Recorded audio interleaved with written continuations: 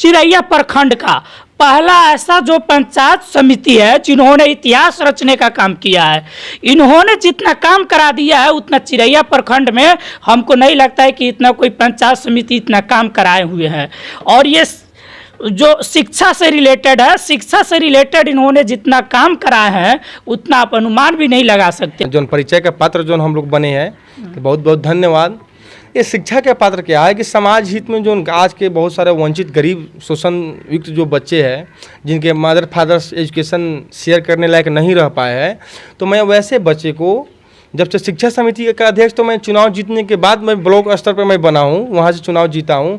इसके पहले भी अपने पंचायत अंतर्गत जो भी गरीब बच्चे हैं मैंने उनको निःशुल्क पढ़ाने का शुरू से काम किया हूँ। उनको कॉपी कलम जो भी उसको शिक्षण सामग्री की उपलब्धता जो दिक्कत थी मैंने उनको कराया। लेकिन चुनाव जब जीत गए, जब चुनाव जीतने के शिक्षा समिति का अध्यक्ष जब बना, तो मैंने जो निःशुल्क शिक्षा जो अभियान था उसको मैंने पोस्टपोन किया क्योंकि मेरे पास समय की कमी आ गई। मैंने वो अपना समय अपने पूरे प्रखंड के जो भी सरकारी विद्यालय है उसमें मैंने डेली, जैसे सप्ताह में एक बार प्रत्येक विद्यालय में निरीक्षण करता हूँ और वहाँ पे MDM प्लस रूटीन से बच्चे का पढ़ाई प्लस जो भी सरकारी योजनाओं को शिक्षण संबंधी जो आती है उसको नियमित समय से संचालन होता है कि नहीं, मैं HM के साथ मैं मिलकर मैं बात करता हूं और उसको सही समय पे उसको निर्वहन करवाता हूं। और यही कारण है कि बच्चे सभी भी जो प्रखंड के, मेरे चिरैया प्रखंड के जितने सारे विद्यालय है, सरकारी विद्यालय, सारे बच्चे मुझे गौर से पहचानते हैं। जैसे चचा नेहरू का नाम सुने होंगे, जो कि बच्चे उनके प्रेम से जो चचा नेहरू कहते थे, उसी प्रकार हम भी जाते हैं तो सर जी सर जी आ गए, यानी एक अलग उनका वर्षन निकालता है। अब विश्वास ना हो तो मेरे गांव में जाइएगा और पहरी, अंबरिया, भलवइया, हरनारायणा, चमी, बहुत सारे ऐसे गांव हैं, वहाँ के बच्चे से पूछिए कि अनुराग सर को पहचानते हो, तो हाँ सर जी सबको ही बोलता है। यह गर्व होती है। मैं चुनाव जीत कर मैं राजनीतिक पद मिलने के बाद मैं जितना गर्व नहीं महसूस किया उतना आज भी बच्चे जिस गाँव में जाता हूँ सर जी कहते तो गर्व महसूस होती है, क्योंकि मैंने समाज हित में हमेशा शिक्षा के क्षेत्र में एक अलग काम करने का, मैं आप सर कहने के लायक है इसलिए आपको बच्चे सब सर बोलते हैं। लेकिन मैं उसको मैं बच्चा नहीं मानता, मैं उसको अपने घर का भाई बहन मानता हूँ। मैं देखता हूँ कि अगर मैं पढ़ा लिखा कम हूँ, मेरा समाज कम शिक्षित है और वह जो फ्यूचर जनरेशन है वो एजुकेटेड बन जाता है, तो समाज में आने वाले बेरोजगारी जो होगा वो कम हो जाएगा, रोजगार बच्चा खुद बेखुद ढूंढ लेगा। अच्छा, तो सर आप ये बताइए कि आपको जो समिति में जीते हुए कई साल हो गए? देखिए लगभग हम लोग का 3 इयर्स पास है, 3 साल हम लोग का बीत चुका है, मतलब बीतने वाला है, मैंने 3 साल हाँ, होने वाला है। कार्यकाल 2 साल और बाकी है। 2026 के अप्रैल मई तक हम लोग का कार्यकाल। अच्छा, जो सर मतलब सुनने में आ रहा है कि सर आप अपने गांव को बहुत विकसित कर दिए हैं, तो कुछ विकसित का नाम बता। देखिए अब तो आप बाहर से आए हैं पत्रकार बंधु, अब आपको मालूम होगा कि कौन क्या करता है। मैंने बुलाने में तो आप आए नहीं है, आप खुद पहुंचे हैं इंटरव्यू के लिए। हम आपका नाम सुने हैं। चलिए, और नाम सुने होंगे तो कहीं ना कहीं बहुत लोग पॉजिटिव नाम बोलता है, कहीं निगेटिव बोलता है। तो मैंने वास्तव में अपने पंचायत में काम किया हूँ और समाज हित में काम किया हूँ, पर्सनल फंडिंग कोई काम नहीं किया हूँ।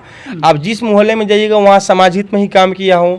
किसी की बीमार वजह है उसमें भी मैं सहयोग किया हूँ। समाज हित में रोड की जहाँ जर्जर स्थिति है वहाँ मैंने PCC कार्य करवाया है। कहीं बैठने की 50 लोगों की आवश्यकता है, जहाँ पे चबूतरा बनाना है वहाँ बनवाया हूँ। कभी नली नाला में पानी की व्यवस्था नहीं है, जो मेन कैनाल से जुड़ना है उसको मैं खनवाने का काम किया हूँ। नरेगा योजना है जो गरीब मजदूरों को रोजगार देना है, उसमें अपने पंचायत अंतर्गत लगभग 500-700 मजदूरों को मैंने श्रमिक के रूप में उसको श्रम देने का काम किया हूँ। आप या मैं नहीं बोलता हूँ, आप खुद से भी आप लोगों से प्रमाण ले सकते हैं। रह गई बात शिक्षा के क्षेत्र में, स्कूल में हमेशा जाता हूँ, जिस विद्यालय में शिक्षा की कमी रहती है वह CL में रहता है, वहाँ जाकर मैं 1 घंटे टीचिंग कराता हूँ। बच्चे के बीच में हमेशा जो पठन सामग्री जो उपलब्धता होती है मैं उसको प्राप्त करवाता हूँ।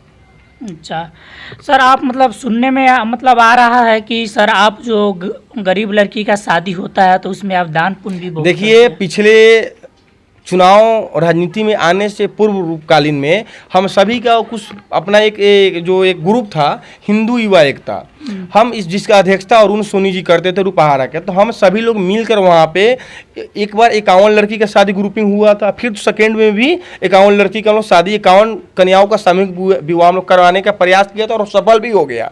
लेकिन अब गाँव में कहीं कहीं जो कोई गरीब है जिसके पास पिता नहीं है, माँ नहीं है, यानी कि वह कहीं ना कहीं उसको कोई सहारा नहीं है, तो वैसे बच्चे को जिसके पास पिताजी नहीं है, वैसे बच्चे को आर्थिक सहयोग के साथ साथ शारीरिक सहयोग भी मेरे तरफ से सौजन्य से दिया जाता है, जो कि गुप्तनीय रखा जाता है। क्योंकि समाज में क्या होता है सर कि जिसके पास उपलब्धता है, जिसके पास सहयोगी सदस्य उसके परिवार में है, उसको न देने पर नाराज हो जाते हैं। इसलिए हम लोग सहयोग करके वो भी डिमांड करते हैं और वो नाखुश हो जाते हैं। इसलिए कुछ ऐसी बातों है जो चुपके से उसको गोपनीयता कर दिया जाता है और सहयोग मेरे सौजन्य से होता है। अच्छा, यानी आप मतलब जो गुप्तनीय आप मतलब सपोर्ट करते हैं, आपको लगता है कि इन व्यक्ति को हमको सपोर्ट करना चाहिए, इसलिए आप उनको सपोर्ट करते हैं। अब मैं अपने हित का नहीं देखता हूँ कि मेरा वो घर का है, कि खानदान का है, कि मेरा पटीदार है, कि मेरा वह दुश्मन है, कि मेरा वह दोस्त है, ऐसा नहीं। जिसको लगता है कि वास्तव में उसके पास कोई आर्थिक सहयोग करने वाला नहीं है, उसके पास परिवार में कोई लाभ देने वाला नहीं है, वैसे लोगों को मैं गोपनीयता से उसको सहयोग कर देता हूँ, जिसकी पर्दाफाश मैं IT सेक्टर के माध्यम से आप लोगों के बीच नहीं करता हूँ। अच्छा सर, आप ये बता दीजिए कि जो नरेगा से जो मतलब जल जीवन जो हरियाली है, इससे रिलेटेड आप कोई काम देखिए, किए? सबसे पहले बात की जो अभी देख रहे हैं, किसान धान की फसल अच्छी है, लेकिन बारिश की वजह से लोग नाखुश मतलब थोड़ा सा दुखी भावना हो रहा है। तो जल जीवन हरियाली जो है वो सरकार का काफ़ी ज़्यादा अच्छी एक योजना है। जल जीवन हरियाली के मतलब कि हमारे आसपास में पाए गए जितने सारे पर्यावरण है, वो पेड़ पौधा लगाने से वो हरियाली रहेगी, तो हमारा पर्यावरण दूषित नहीं होगा, पर्यावरण खिलकर हमेशा समय समय पे बारिश होगी और किसान हमेशा अपना फसल सही से उपजाएंगे। तो जल जीवन हरियाली के अंतर्गत अपने इस पंचायत के अंतर्गत मैंने 9-10 यूनिट पौधा मैंने अपने मतलब मनरेगा डिपार्टमेंट से मैं लगवाया। से मेरा भी पर्सनल एक योजना था। सर, आप पेड़ लगवाए कि पौधा लगाए? पेड़ और पौधा, देखिए ट्री, पेड़ और पौधा में अंतर क्या है। जो पेड़ होते हैं छोटे पौधे को पेड़ कहते हैं, small tree are called plant and long tree are called plant जो है। तो छोटे जो पौधे होते हैं, जो छोटे पेड़ होते हैं उसको पौधा कहा जाता है, और लॉन्ग जो होता है, जो लंबा होता है, उसको पौधा, जो उसको पेड़ कहा जाता है। लेकिन सर, आप जो पेड़ लगाए हैं तो बहुत हम नरेगा वालों को देखे हैं कि वो जो पेड़ जो का है कि पेड़ ऐसा लगा देगा कि वो पेड़ जो होता है नाम निशान है ही नहीं। लेकिन हम जो आपका जो पेड़ देखे कुछ तो सब देखे थे कि फलदार था, अमरूद का था। हम कहते हैं कि इस जो योजना है उस योजना में फलदार पौधे देने के लिए लीगल फॉर्म नहीं है, लेकिन जल जीवन हरियाली के अंतर्गत जितना सारा मैंने पौधा अपने बगीचे में लगवाया, अपने नहरी नहर पर, उसमें मिक्सिंग पौधा लगवाया। मिक्सिंग का मतलब कि उसमें फलदार भी है, फूलदार भी है, टहनी वाला भी है, डाली वाला भी है, यानी कि लॉन्ग प्लांट भी है और स्मॉल प्लांट भी है। तो फलदार में जामुन का, उसके बाद में बरहल का, आम का, ये जो भी पौधा है लगवाया है और काफ़ी अच्छा में लगाया, जो कि अभी जाकर आप इंक्वायरी कर सकते हैं।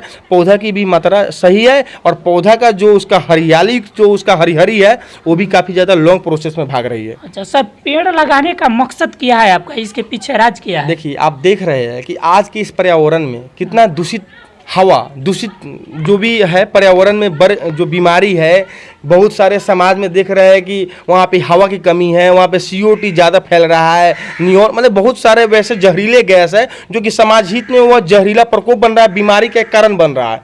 तो जितने ज़्यादा पेड़ पौधा लगाएंगे हमारा पर्यावरण शुद्ध होगा, और जब पर्यावरण शुद्ध होगा तो दुख बीमारी समाज में नहीं आएगा और बारिश समय पर आएगा। किसान को हमेशा समय पर बारिश होगी और किसान खुशहाली होगा। जब किसान खुशहाली होगा तो हम लोग सभी, पूरे बिहार नहीं पूरे देश हम लोग खुशहाली हरियाली युक्त पाएंगे। दोस्तों, आप देख रहे हैं, आप लोग सोच रहे होंगे कि जो एकलौता अभी जो हम आए हैं पहला पंचायत समिति का जो हमने जो भी हम इंटरव्यू लिए, इनके पास हम ऐसा ही चल के नहीं आए हैं।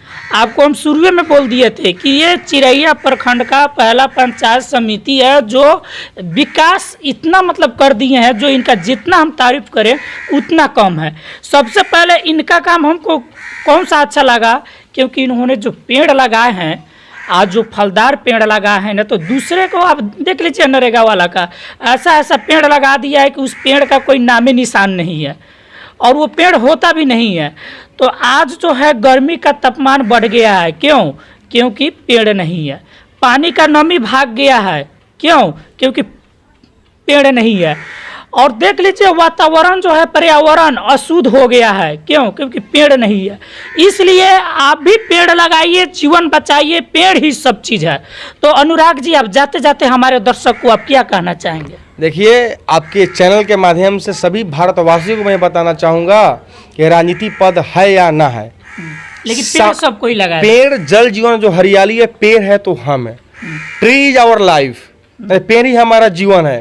Without tree we can not live with our earth, यानी हम बिना पेड़ की इस पृथ्वी पर हम नहीं रह सकते हैं, क्योंकि पेड़ नहीं रहेगा तो शुद्ध ऑक्सीजन नहीं मिलेगी, और जब ऑक्सीजन नहीं मिलेगी तो हमें आर्टिफिशियल ऑक्सीजन से मेरा कुछ जीवन लॉन्ग प्रोसेस में नहीं जाने वाला है। इसलिए तमाम भारतवासियों से मैं आग्रह करता हूं कि आप भी अपने जहां जहां जमीन है, जहां जहां खाली सरफेस है, वहां पे एक पौधा लगाए और इस पर्यावरण को बचाए।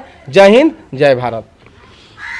तब तक अगर कोई सवाल अगर छूट गया हो दोस्तों, तो आप कमेंट बॉक्स में मैसेज भी कर सकते हैं। उससे रिलेटेड और भी हम आपको वीडियो बनाकर डाल देंगे। जब तक के लिए जय हिंद, जय जवान, जय किसान, जय वीर।